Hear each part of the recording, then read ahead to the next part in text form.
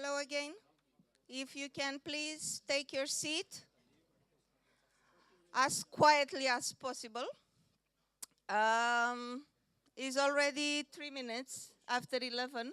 Sorry to chase you, but in order to be able to present everything we wanted to do, we really need to stick to the time. So I think without further delay, I will already give the floor to Lionel Boyot. He is another project officer, and he also has the interesting task of call coordination. So he's going to present to you the rules for participation for this call. Lionel. Good morning, everybody. Today, in fact, for the next 20 minutes, I have one mission, because every year I'm confronted with situations where proposals are not observing the rules. Proposals that are not submitted on time, proposals that are incomplete, or they do not satisfy the minimum requirement for participation. And then the conclusion is very harsh. You know, the dura lex sed lex. The law is harsh, but it is the law. So now I'm going to explain to you, and this is my mission. I would like to make the call 2019 to be the perfect call. You know, all proposal admissible, all proposal eligible, and all proposal eventually successful. That's my mission for the next 20 minutes, to raise the rules of the call, and then we'll go into the submission system and the evaluation process. The call is governed by two sets of rules. The main one are the general annexes of Horizon 2020 that are applied full 100% without derogation to the call of the FCH of this year 2019. And I will do a brief tour of the different annexes. And then, separately, there is an extra set of rules deriving from the annual work plan, the HOPE 2019, that introduce one extra condition on the eligibility of certain proposals. And I'll be back to it. So let's start for the tour. Annex A, it's about the list of countries and rules for funding. As Mirella has mentioned earlier this morning, any entity established wherever you want on this planet can participate in a Horizon 2020 project proposal. Regarding funding, if you would like them to be financially supported, that's different. In fact, the funding is given automatically in 3 cases. If the entity, case 1, if the entity is registered in a member state or an associated countries, and for example, Norway, Switzerland, Israel, Turkey are examples of associated countries, then the entity will get automatically the funding. Second case, the entity is part or registered in one least developed countries. And the third case, for the remaining possibilities, only if you can demonstrate that the participation of that entity is deemed essential by the FCHJU for your project, for the action. And this is assessed by the evaluator during the evaluation, and it is later approved or not by the governing board of the FCHJU. So needless to say, that if you want to include an entity established in the US, in Japan, you need to build your case. How are they critical for your proposal? And I will give you some hints later on that. Last, I guess we'll take the question at the end, but I'll explain it a bit more into the detail in 2 slides, so you will see more examples. Regarding Brexit now, UK entities today are still eligible to H 2020. And there is one rule that imposes this eligibility requirement must be observed for the duration of the project. So if your project lasts 5 years, the UK entity must be eligible for 5 years. There is still an area of uncertainty. What will be the agreement, the separation agreement between the UK and the European Union? This is not known at this stage.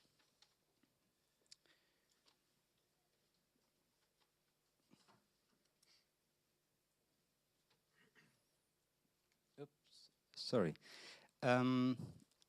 International participation. All the topics open for international cooperation, as it has been said, but for 6 topics, this is strongly encouraged, and strongly with mission innovation countries. The topics are the topic 1.2, so the maritime topic, 1.4, that's the MEAs. Then you have one topic under energy, that's a new anion membrane for the electrolyzers. And then the 3 topic of cross-cutting. Training for the first responders, protocol for the heavy-duty refueling, and the last one on hydrogen admixtures. The countries being part of the mission innovation are the one in the EU in blue in the map, and you have some outside non-EU countries being involved in mission innovation. How, now to answer your question, how to include an international partner in your proposal? There again, 2 ways. Either this partner is receiving funding or it is not. In the case you would like them to get funding, here is a process to follow. You need to demonstrate what has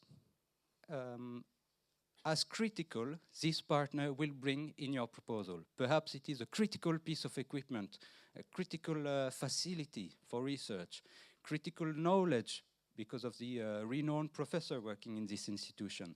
That could be critical IP or access to a geographical area. Highlight it in your part B, which is one document of the proposal in section 3.3. But as well, in your mitigation risk, please highlight what you are going to do in case the evaluator refuses or assess negatively the inclusion with the funding of this beneficiary in your proposal. That was with funding. Now to include partners without fundings, 2 possibilities again. First one, they become a regular beneficiary. So they need to be validated, they will sign the grant agreement, they have obligation to report financially to the EU. It's a bit administratively heavy, and you have a more flexible approach, which is to include these partners as international partners to a beneficiary of the project. So let's take an example. You have Athena as an entity, and perhaps you have a regular cooperation with a Japanese department. You could include them as an international partner to Athena. They will not receive funding, but they don't have any obligation to financially report to the EU. There's still some basic obligation they have to comply with, to do the work which is intended for them, to publish the result of the project, keep the confidentiality aspect, and so on. But it's a more light, flexible framework to integrate international partners. Annex B, Annex C.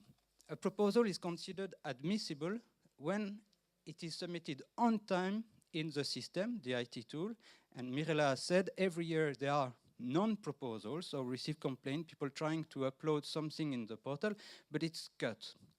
23rd of April, 5 o'clock in the afternoon and 1 second, you cannot access the platform. It takes some time to validate the documents that you will upload in this platform. Do not wait for the last minute. A proposal is admissible when it is readable, printable, accessible. There are some guidelines regarding the font to be used, the margin to be used in your proposal. Please respect them. If you submit a proposal or document with a higher number of pages than the limitation, then first you will receive a warning from the platform, and second, more importantly, the evaluator will not be able to see it. The system automatically cleans the page. They will be totally white and with a watermark in the middle saying excess page.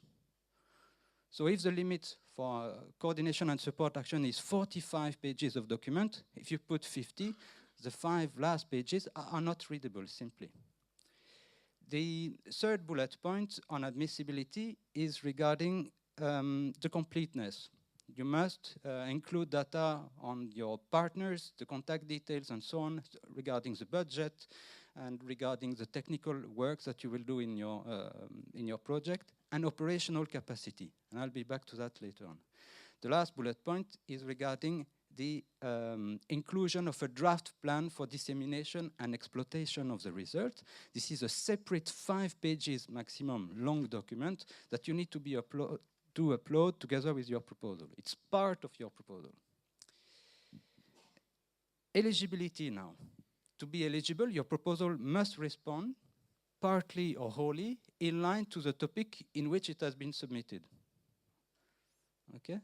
And the second condition is that it's a collaborative program, H2020. Therefore, you need to have, in the case of RIA or RIA and IA project, at least 3 entities established in 3 different member states, these entities being separate from one to the other. And for the case of CSA proposal, it's 1 entity established in member states or associated country. Plus, for 8 topics, there is an additional condition coming from the OPE that I will highlight later. Type of actions, some acronyms were used by my colleagues. Here are the official definition. Research and innovation action aim at the improved technical ability, the improved system that would involve some basic and applied research to derive sometimes some lab scale or small scale testing activities. Innovation action goes down the market chain, it's closer to the market, higher to the technology maturity level. It's more on the system, product, processes that are improved, that will be tested, demonstrated at a large scale later on. And the last type of action, CSA, coordination and support action, are about horizontal activities, training, communication, awareness raising, pre-normative research, and so on. The funding is always 100% except for innovation action, the one in the middle, when the entity is a profit-making organization. Technology readiness level, you've seen from the presentation of the colleagues, in each topic you have a TRL at start and a TRL at the end. It's part of the scope of your proposal, so you must be within this interval of TRL. For research and innovation action, this year it starts from TRL 2 up until TRL 6, and for innovation action from TRL 4 to TRL 9. Evaluation rule, financial criteria. In order to secure the financial interest of the European Commission and of the FCAJU, the coordinators of the proposal must fill in a self-assessment on the financial solidity, if you want. With few indicators, profitability, turnover, and so on, the system will tell you, it will give you an adjective. If the adjective is insufficient, then the entity cannot participate in H2020 proposal. If the adjective is weak, the entity can participate, but it cannot be the coordinator. So do the self-check at the proposal time and do not put on the head of an organization the coordination role if they are weak as a result of this financial viability check. Operational capacity. There are 5 items that need to be listed in your proposal for each entity collaborating in your consortium. The CVs of the people involved in the project, a list of past services or product, a list of minimum 5 projects and activities, the list of the relevant facilities and research infrastructure available, and the list of third parties, the other person or entities that will contribute in delivering your work under the project. These could be subcontractors, linked third parties, or international partners. And my colleague Georgiana will explain the difference for you in a moment. It is absolutely critical that you verify the operational capacity of the entities you are teaming with. And I explain you why. If the expert considers that one entity in your consortium has not the operational capacity, they will remove this partner. They will remove the budget associated to this partner. They will remove the activities that this partner was supposed to do. And then they will start scoring your proposal. So it's clearly an understatement. If you team with an entity that has no operational capacity, you start with a severe disadvantage. So pay attention who you are teaming with.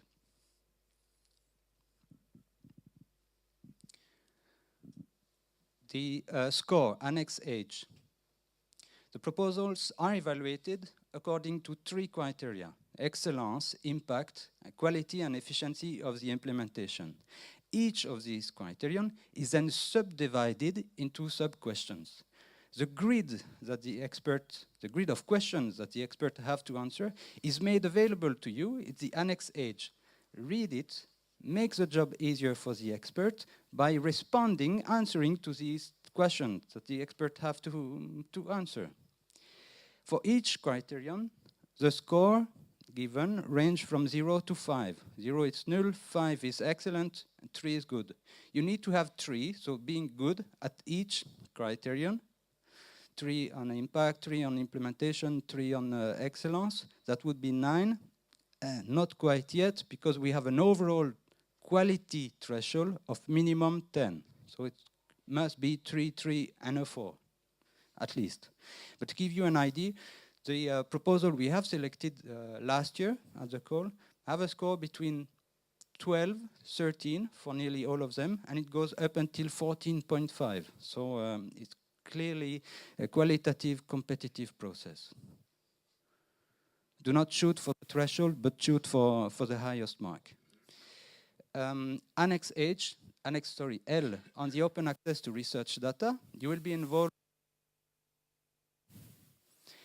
involved in transferring data between the partners, and you must take measure to allow for third parties to mine, use, exploit your underlying data, so the ones which are validating your research results, and any other data that you see fit.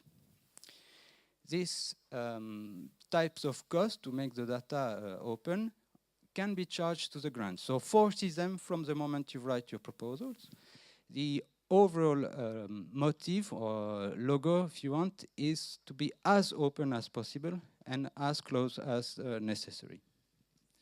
There is no something important there. You could opt out to this process by saying, no, have some confidential data I do not want to reveal. This is possible, and it does not give a disadvantage at the time of the evaluation, nor it gives an advantage if you opt in, per default you opt in this open research data system.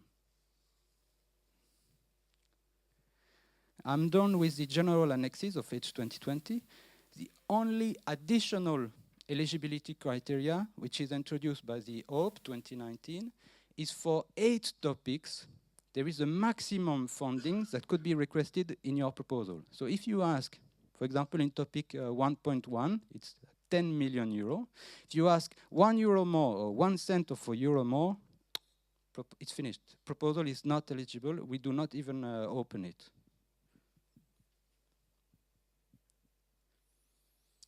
Now I go a bit into the process itself, and I will highlight 2 things: how to submit your proposal and how the evaluations are conducted. You see, it's a lengthy path from the moment the call has been opened on the 15th of January, that's the first box green on the left, until the closure of the call 23rd of April. The last step being the blue box on the right-hand side, the grant signature, and this must be done by the end of December. This is a chain of the process. I'll go to the green boxes first.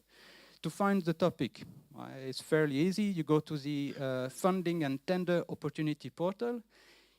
There you click on Search Funding and Tender, type FCH, 17 topic will appear.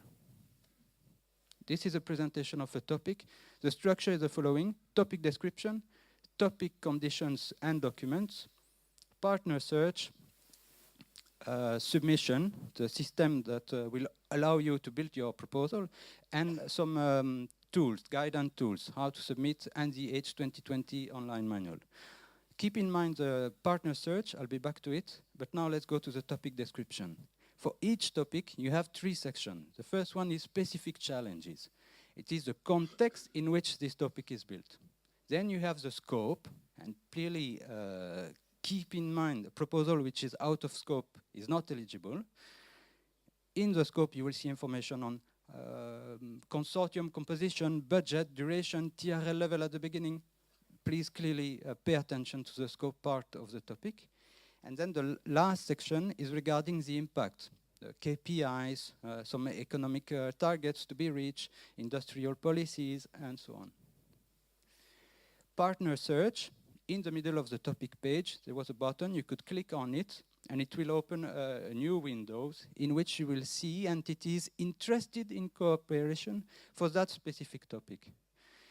What you can do, in fact, two actions: expand on the expertise in Horizon 2020 project, if there were partners, in which project, if there were coordinators, and so on. And you can contact this entity directly per email via the platform. And it's very useful for you to meet and see regularly who is interested in working for some dedicated topic. I've seen for the maritime, for example, there are already 6 entities looking for partners there. Registration of your entity. This is a mandatory step. It's slightly administrative, but in 3 clicks, 4 minutes chrono, this process can be done. It will ask you for basic information on the entity, who are the contact person, what is the VAT number, and basically that's it. But at the end of this process, you get a number, so-called the Participant Identification Code, PIC, we say as an acronym. This PIC, once you register, and you register once and for all, it will help you to build the consortium later on. So if you would like to team with someone, just send the PIC number and they could retrieve all your company data in the portal. Do not forget, if you would like to accept the role of coordinator, to do the financial viability check. Then you start the submission process. This window will open. It's made user-friendly. You have a metro line on the top, so it tells you exactly where you are in the different stages of the submission of the proposal. You have the number of days remaining before the closure of the call.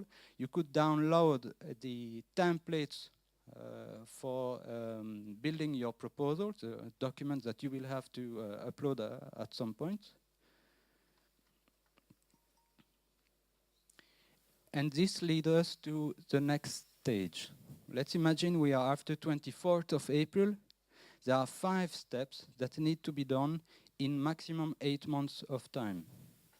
The admissibility check, eligibility check, evaluations, preparation of the grants, and signature of the grants. 8 months to do all this is quite challenging. Therefore, your proposal must be as close as possible to a final product. The evaluator will not recommend for changes in your proposal. In fact, quite on the contrary, if they notice some shortcomings or weaknesses, they will reflect that in a low score to your proposal. So shoot for the best quality possible in your proposal. Quickly on the evaluation itself, it's then subdivided in 2 steps. If you look at the green bubbles, we have 3 steps. One called individual evaluation. Each expert is reading, usually remotely at home during 4 weeks' time, the proposals that are submitted. Each expert will have between 6 and 9 proposals. Then during 1 week in Brussels, we invite all the experts. They will reach consensus on the score and on the comments to give to a specific proposal. And at the end of this week, usually the last 2 days, we conduct a panel review, which is a way to harmonize, to ensure that there is no bias on the evaluation of any proposal submitted under the call. We need the help of about 40 experts. It's depending on the number of proposals, but on the past year, this number is roughly stable. 40 experts, and there is a statistic or a requirement to have a renewal, a rotation of these experts. 25% of the experts should be new. So I encourage you, if you do not submit a proposal, to register to become an expert for the call 2019. We select our experts obviously based on their expertise, but it's not technical expertise. It could be linked with the business, with the market replication. It could be to trainings or to the protocol on the hydrogen admixture. You know, something more non-purely technical. And we have, in order to avoid bias, to ensure that there is an equilibrium between gender, equilibrium between geographical area, equilibrium between private and public sector.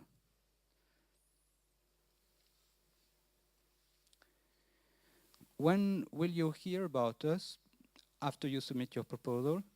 I would say within 5 months of the call closure. Usually in practice it's a lot shorter than that. It's 2 months, 3 months, something like this. And you will hear, in fact, one of the three things. Either your proposal is in the main list and ready to be funded, which triggers the grant agreement preparation, or it is on the reserve list, you need someone to fail in order to get funded, or unfortunately, try again next year with the topics that will be published in the call 2020. You have 30 days as an applicant to file for a request for review, a complaint, if you want. This complaint cannot be directed toward the content or the opinion of the evaluator, but it's more on the formal way, how the conduction, the process of the evaluation has been conducted. Last but not least, we will publish shortly after the call closure, so by 25th of April, something like this, a flash info on the number of proposals received per topic or per budget split. And likewise, around September, when we will announce to the successful applicant a revise or an update of this flash information. I guess that's it from my side, and I wish you good luck for submission of your proposal. Thank you.